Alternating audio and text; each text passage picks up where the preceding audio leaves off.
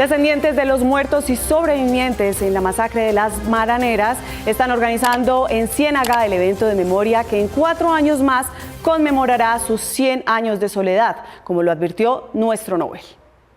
Ellos estaban concentrados en la plaza, algunos hablan de una emboscada, pareciera ser que sí, y estaban esperando, pero entonces cuando les dijeron, nadie pensó que iban a disparar. Mildred Maldonado es nieta de José Pepe Maldonado, de quien tiene esta foto, uno de los sobrevivientes de la masacre de las Bananeras ocurrida el 6 de diciembre de 1928 a manos del ejército, que asesinó a sangre fría a obreros que estaban en huelga en la plaza principal de Ciénaga Magdalena. Decía él que al tercer toque hubo una lluvia de balas y ahí cayeron niños, cayeron mujeres, cayeron hombres. Cuenta que su abuelo, que para la época tenía 20 años, hacía parte del comité de huelga y era capataz de una finca bananera y que por orden del ejército le tocó quedarse en ella mientras sus compañeros eran fusilados. Mi abuelo se entera y deciden esconderse en el monte literalmente, no en las fincas. Del 6 al 10 de diciembre se llevaron varios actos de conmemoración en la región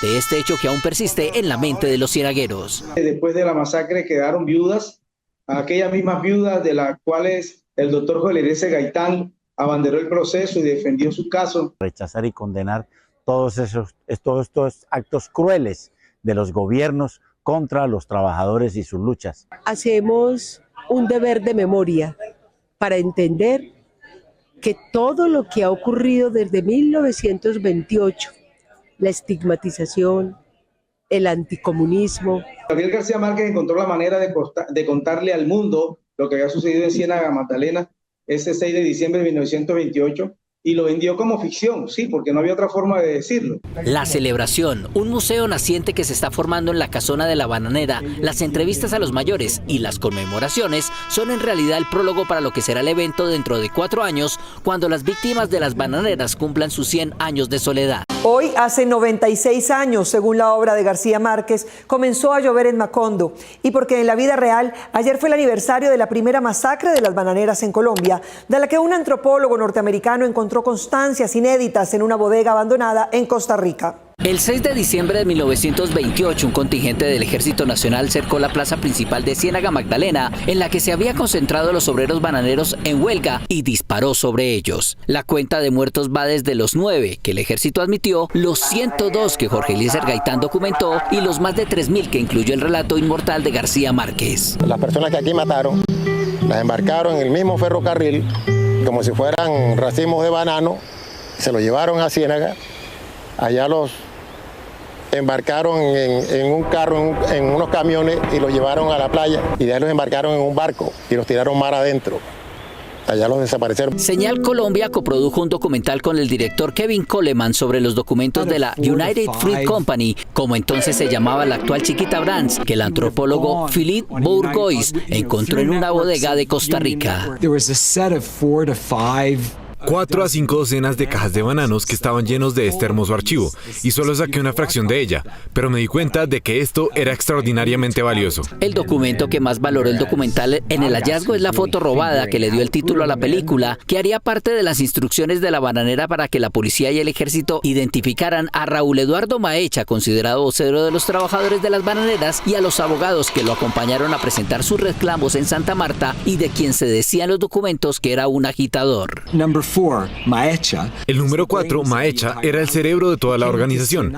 Llegó a Ciénaga hacia agosto de 1928 e inmediatamente comenzó a fomentar el movimiento que culminó en los disturbios del 6 de diciembre. El archivo fue entregado a las profesoras Kirsten Well, historiadora de la Universidad de Harvard, y Aviva Chomsky, historiadora de la Universidad Estatal de Salem, para su conservación. En contraste, en Ciénaga, que dentro de 4 años tendrá el centenario de la masacre, no se llevó a cabo ningún acto recordatorio que marcó la historia nacional de los derechos humanos. Desde que el Tribunal de Antioquia amparó el derecho de ustedes, la red independiente, a conocer el juicio de los ejecutivos de Chiquita, la discusión en el juzgado se tornó técnica y promete prolongar aún más el juicio, que desde el principio se sabe lleva a la impunidad a los procesados. Desde el pasado 11 de octubre no han vuelto a sesionar en el juicio los 10 empresarios bananeros involucrados con Chiquita Brands en la financiación a las autodefensas de la Casa Castaño entre 1997 y 2003. Esta vez la demora es por cuenta del cambio en las reglas del juego que la juez ordenó luego de que Noticias 1 consiguiera acceso a las audiencias vía tutela. Nos veríamos en 15 días.